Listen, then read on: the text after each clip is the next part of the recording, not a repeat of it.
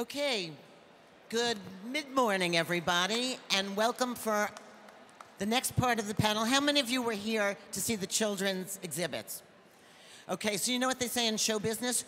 Never follow children or animals. So here we are, but I gotta tell you that behind every great child imagination are some great educators.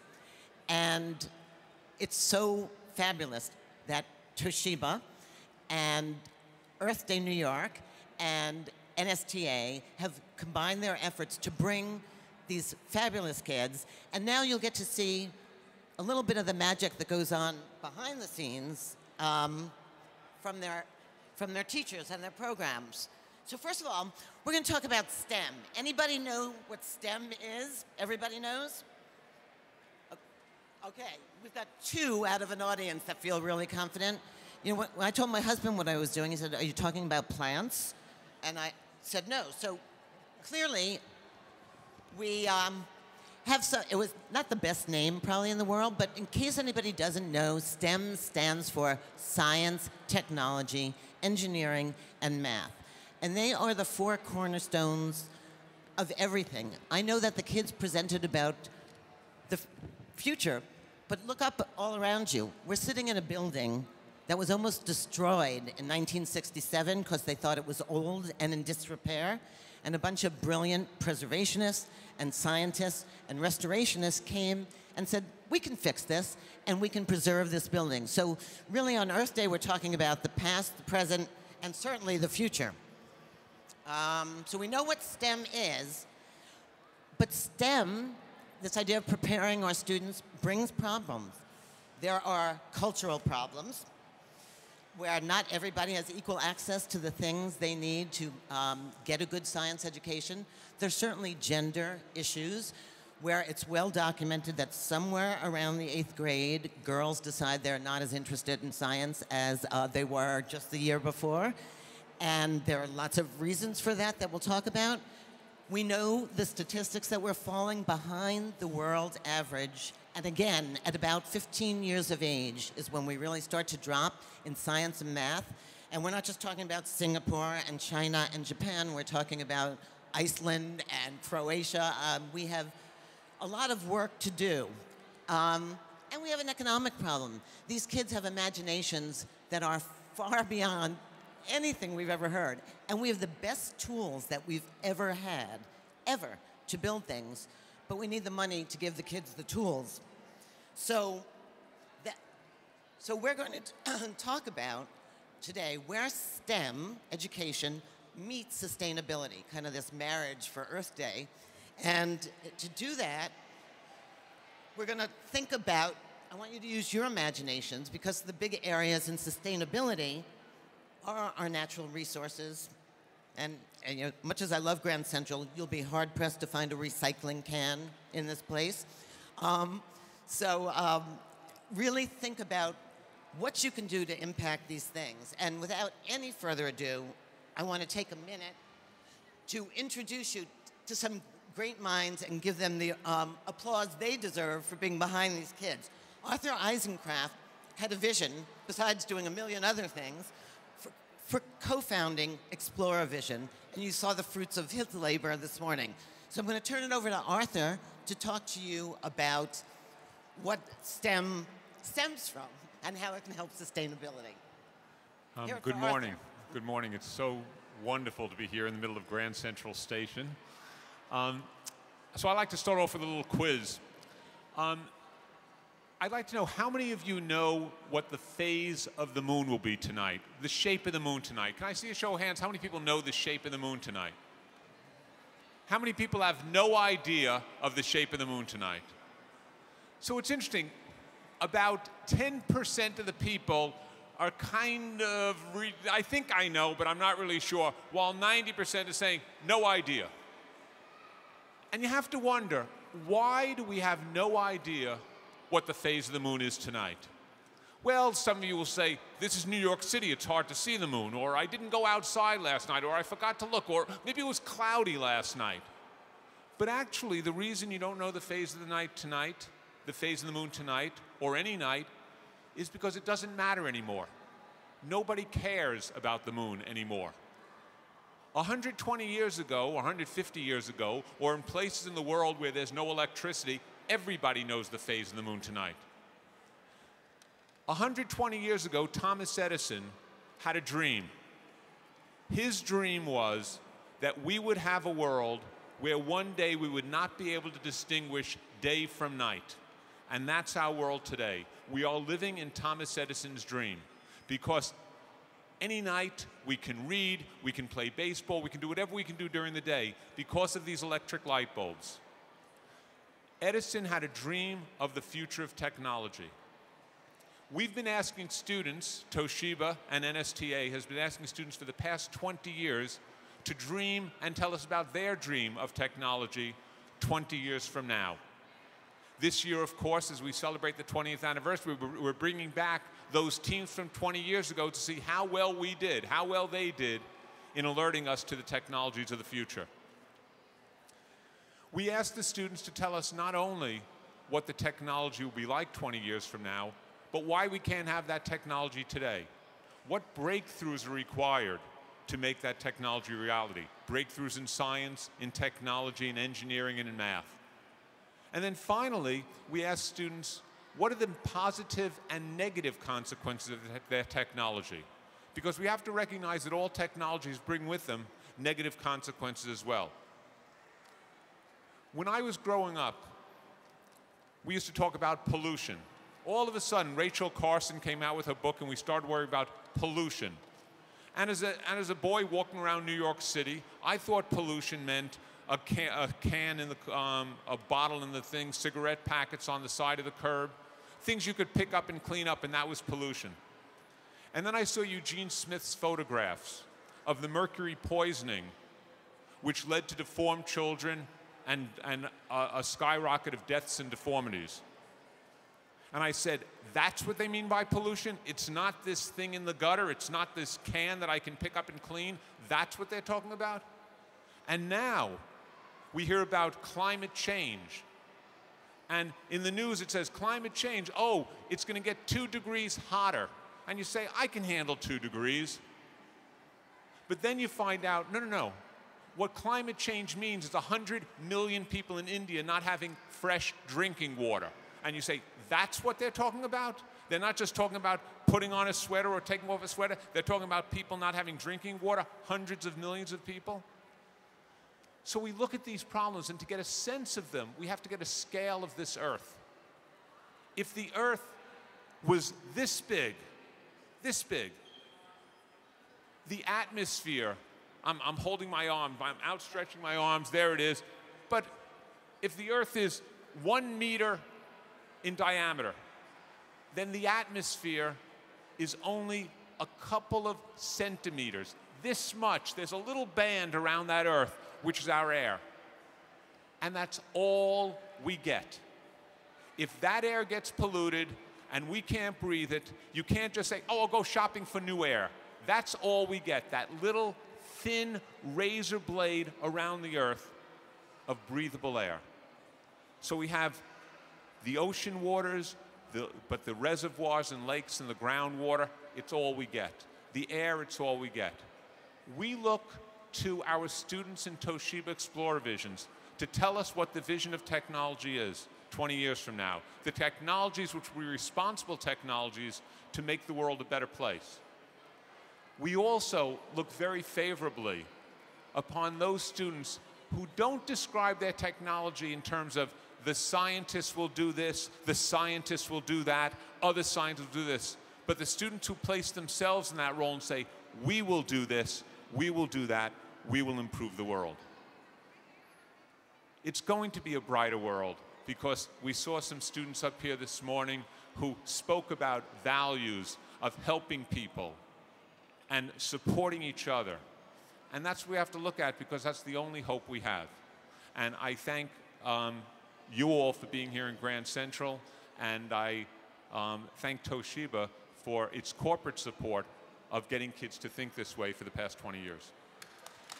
Thank you. And we thank Arthur for his vision and remember that everything he's talking about is a job for these children as well. So the future is bright for jobs as well. We're going to move on to Dr. Siska, and we're going to call her Siska, because we can't say the last name, Brutsaert. And how many of you know about what BARD is doing with the early high school program? I have a niece graduate from there. So she'll tell you a little bit about one of the projects that they have done that is not just weaved in sustainability and STEM, but cultural diversity as well. Siska? Okay. Thanks, everyone. Hi. My name is Siska Brutsaert, and I'm currently the Associate Dean at Bard High School Early College. But I was a teacher there for 6 years, and I do also teach classes now as well. I just wanted to tell you very, very briefly about, oops, sorry, went too fast. Oh.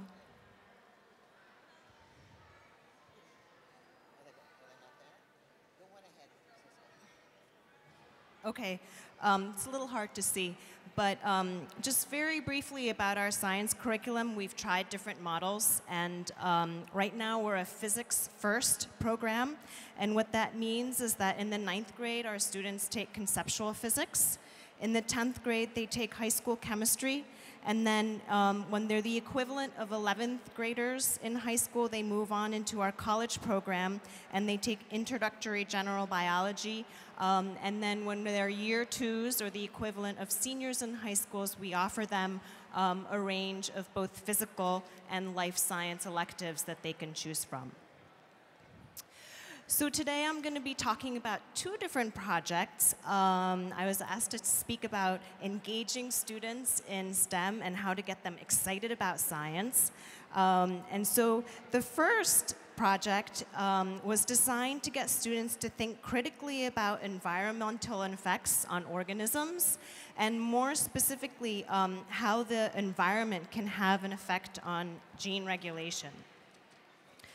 So in all of my slides, I have to move quickly because I only have 5 minutes, but I have tried to include quotes from my students. I'm always asking them for feedback, and I think it's really important for educators to learn about, the perspectives and the experiences from the student's point of view. So if you, could just scan through the quotes that I've included on the slides, I think that would be really nice.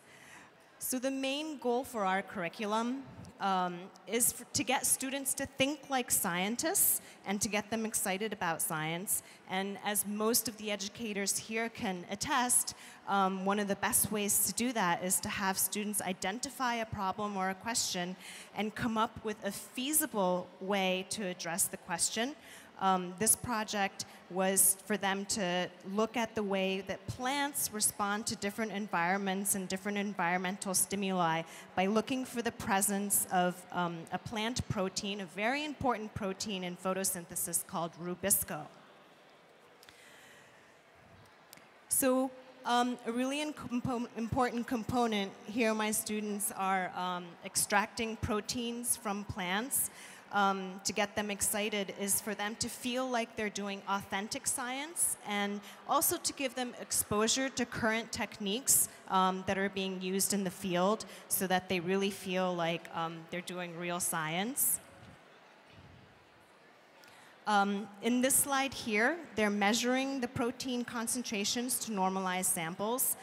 Another really important about getting them excited is to provide them with opportunities to work together. As we all know, science is collaborative, and it's really important for them to learn that they need to depend on each other to be successful. And one aspect that I always think is also really important is for students to be able to troubleshoot. A lot of times things don't go the way we expect them to, and so to get them to think about how they can solve their problems is really an important part of learning how to be a successful scientist and to give them an authentic experience. And then, of course, the last component is to analyze their data and then to be able to present it to a larger audience. And this is the part where everything comes together and the students are rewarded for all their hard work, or they have to think about how they could have done things differently so that they could be successful the next time around. So the next project that I want to talk about very briefly is probably the most exciting and rewarding project I've ever developed. It was funded by the Toshiba America Foundation, and it was a science and cultural exchange program that we had in collaboration with a high school in Japan. These 9 young ladies, Robin, I'm so glad you mentioned girls in science, were selected from a competitive pool of applicants to participate. And although in their application essay they did have to mention why they wanted to be part of a science exchange, ultimately I think they really applied because they were fascinated with Japanese culture and are interested in things like anime and manga. So our Japanese partners came in December, and they worked the students worked together to develop projects that they could potentially collaborate on. The theme was sustainability and biodiversity because it's a global problem, and that seemed relevant for us. And although there were many great ideas that came out of this collaboration, the one that turned out to get the students most engaged was to look at GMOs in the US and Japan.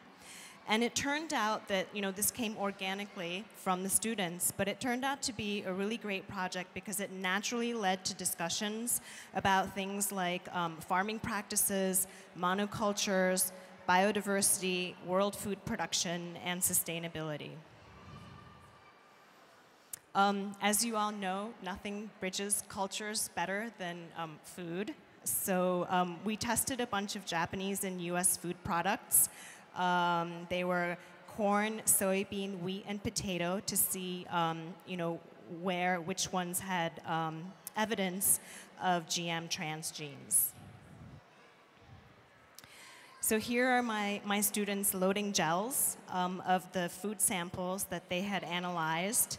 From December to March, the students conducted research, and as you can imagine, the fact that we were going to Japan in March and we're going to be presenting this data was a huge factor to get them engaged and excited about the work that they were doing. So these pictures here are when we were in Japan. There were some components of the project that required working together. And it really brought the students from the 2 different cultures together because we had a common theme and a common goal. And the fact that they were working together and creating something made the exchange really meaningful in a way that I don't think would be possible if we had just been concentrating on cultural aspects. So here we have pictures of students presenting their findings. They're sharing results, discussing future directions, and it really got all the students excited about science research. And some of the feedback that I got from the students was, we really could have been there for longer, and we wish we could have done this for a couple of years instead of just the 1 year that we had this past year. So in conclusion, from this project, all the participants became global citizens, and it really allowed them to develop a global perspective, and global issues like biodiversity and sustainability became significant in relevant ways that was just really amazing to see. And so thank you, Toshiba, for allowing this experience for my students. Thank you, Siska.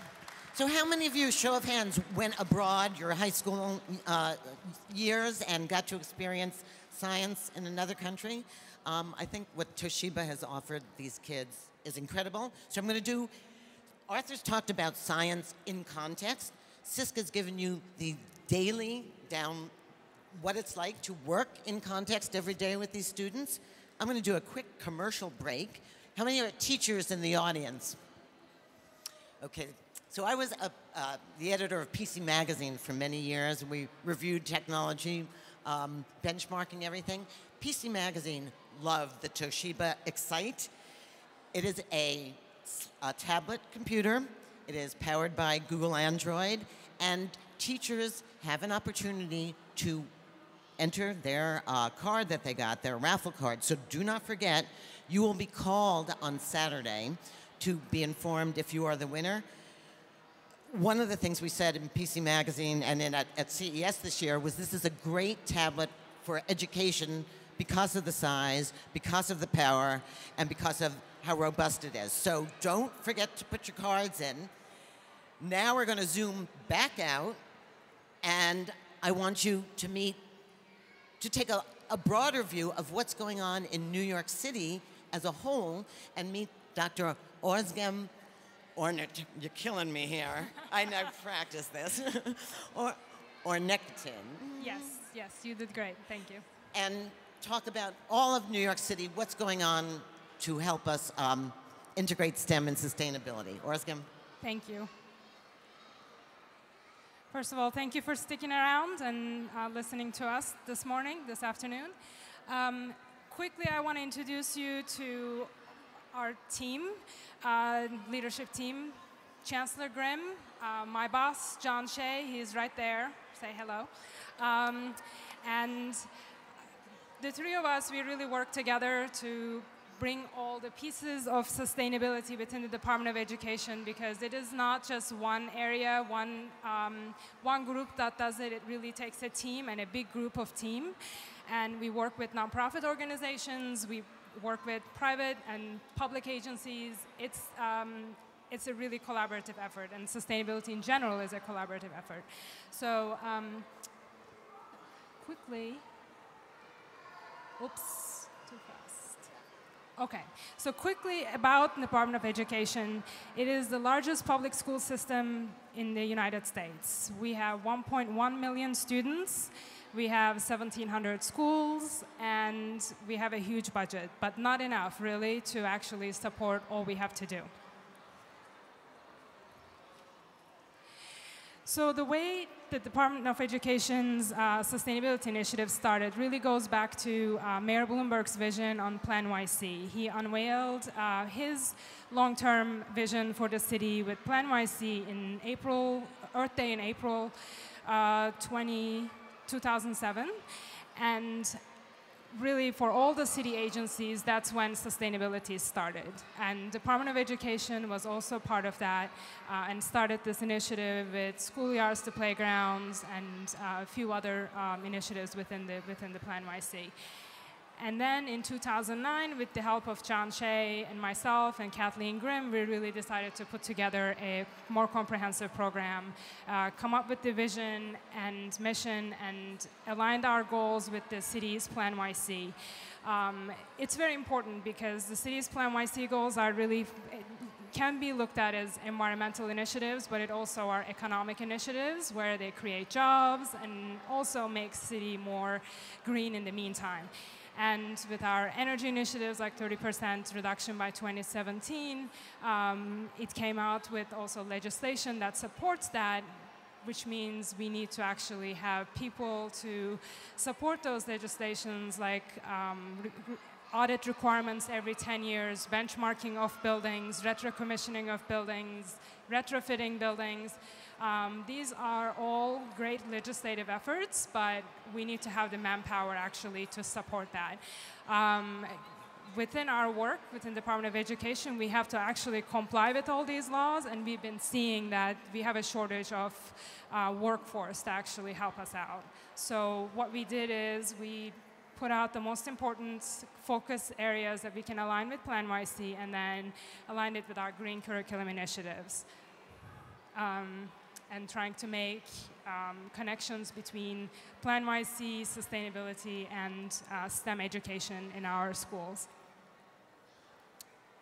Okay, so one of our programs, I don't know if the picture looks great from there, I can't see it from here, but one of our partnerships is with Solar One. It's a nonprofit organization. They have a program called Green Design Lab, which uses building as a teaching tool. And what helps us is that students actually, as part of their class, they go audit the building, they prepare audit reports, they actually come back to us and say, well, we want to change our lights, we want occupancy sensors in our buildings, we don't want this type of computers, we need more energy efficient equipment, or they do energy efficiency drives, change light bulbs, all kinds of stuff. This is a picture at a boiler room as part of the initiative, as part of the program. All the students, which the program is from K through 12, take a tour of the building, they audit the building, boiler room is part of that, and they work with our facilities staff, the custodian engineers who really have always been stuck in the boiler room, really doing all the work to operate the building. Nobody knew about them, but now they're actually part of the education effort where they're teaching our students how a boiler room works, and actually students are very excited and they want to maybe even become engineers. This is pretty good. So a few student reflections from the Solar One initiative, and I have to say, one of them that I really like is coming from Boys and Girls High School on the corner, and they are so excited, the kid is so excited that he actually wants to do it at home. This is very important because as much as we teach everything we can in schools, if you don't get to do it at home, you really forget it. So you have to really make sure that it's integrated into daily life, that they can keep doing it so it sustains and it's always with you, and it becomes relevant for the future, for the knowledge to continue. So another and this is our website, by the way, so and you can get to us from here. One thing that I also want to mention is just recently we, as part of this initiative, we got a donation from Earth Day New York to put in school gardens, I should say classroom gardens in the schools. And we reached out to all our sustainability coordinators, which we have a sustainability coordinator now in every school. They are actually a teacher, assistant principal, could be guidance counselors. They, 400 of the schools applied for 100 classroom gardens. So we're looking for, basically to see if we can fundraise with Earth Day to get the other schools to have classroom gardens as well. For Solar One and Earth Day, they also work together to integrate the classroom earth boxes into Green Design Lab as well. So everything really works together, whether it's trees, whether it's gardens, whether it's energy auditing or recycling. We want kids to actually touch and feel and get to learn things in the classroom as well, so they never forget what we taught them. Thank you so much. So now you've got a whole different view and a hugely complicated view of what it takes and how imagination solves a lot of the sustainability problems that you have when you don't have all the resources you need. So in order, and by the way, if you have to leave and you've missed any of the program, this is like working in a bar or something. You can watch on Facebook. You can see photos of the day. You can see video of the day. Just look for Toshiba Innovate. I think I got that right. Toshiba Innovations, and on Facebook.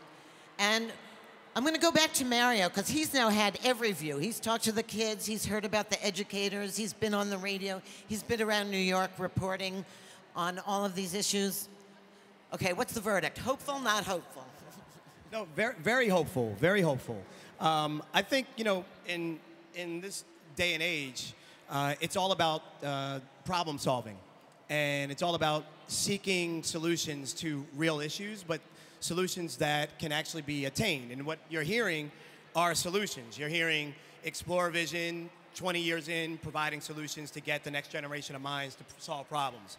You're hearing from the dean about, you know, cross-cultural diversity that's taking place, taking classroom learning outside of the classroom, going beyond what your expectations really can be, taking it to another level. You're hearing what the state and what the city is doing and how they're trying to make it more proactive in the actual classroom. But then also take it from the classroom actually to the home. I was reading some of what the kids were saying, and they're saying, you know, how do I now that I have a better understanding for energy and a better appreciation for it, how do I do this at home? How do I prove it? So I think all of this is absolutely helping. I think one of the missing ingredients that I try to do as a STEM advocate, I grew up in a household of teachers and around teachers. My grandmother founded the Baltimore School of the Arts, which is a music school, and my mom was a teacher in public school for years. She always still corrects my grammar to this day. I do something wrong, and I will create, on this panel, I will create a new word that does not exist that she will be upset about. Inevitably, that will happen. But my job is to really be the spark.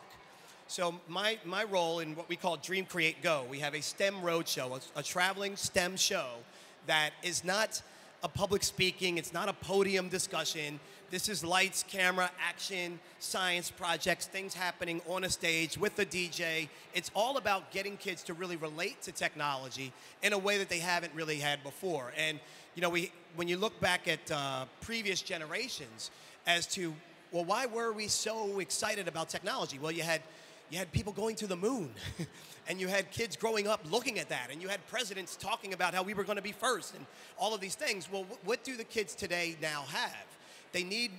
We need, I think, with a combination of our historical figures in society, Thomas Edison and those, we also need to be putting more spotlight and more focus on contemporary role models like the Steve Jobs and others in the world, and even younger, like Reiku Fukushima, who's developing for Toshiba the world's first 3D glassless television. So these are popular tech, and I think when you start to talk to kids about how technology relates to their passion, you start to find kids more interested into technology. And I feel part of what we try to do is not really push tech on kids. We actually want kids to push their passion, and then what we want to do is show them where technology interfaces with that passion, and that will create more kids interested in science and technology.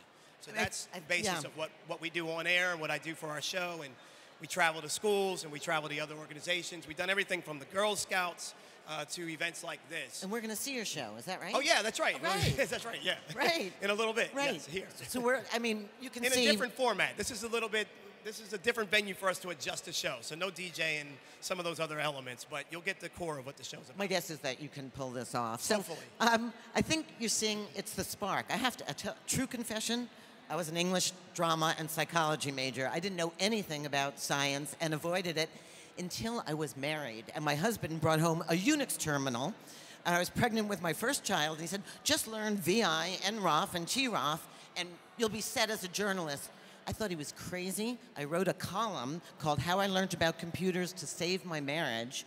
And then I realized, I started thinking about, as a woman who's raising a family, this is going to happen, and I'm going to be able to work where I want, when I want, how I want, if I can master this, and I'm on the program. This is not just a hobby. This is a life, no matter whether you're in the arts or sciences or just trying to make a difference in the world. So can we give it up for these teachers who have worked so hard to educate our kids and entertain? Thank you. If you have a question, I think we'll keep the rest. We're running behind, I'm sure. We'll keep it informal. You're welcome to come up and mingle with our panelists. And I will turn it back over to Sarah and turn it back over to Mario. 5 minutes? Okay, yeah. All right, so at this point, we'll everyone's being available, I guess, to chat and check out all the other exhibits. And then in 5-6 minutes, we'll come back and actually give you a taste, not the full-on, blown-out show, but a taste of Dream, Create, Go, and hopefully it'll inspire some young minds here to want to pursue STEM. He's like the presto changeo guy of science. He's going to go presto again. Thank you again for your patience and time. Thank you.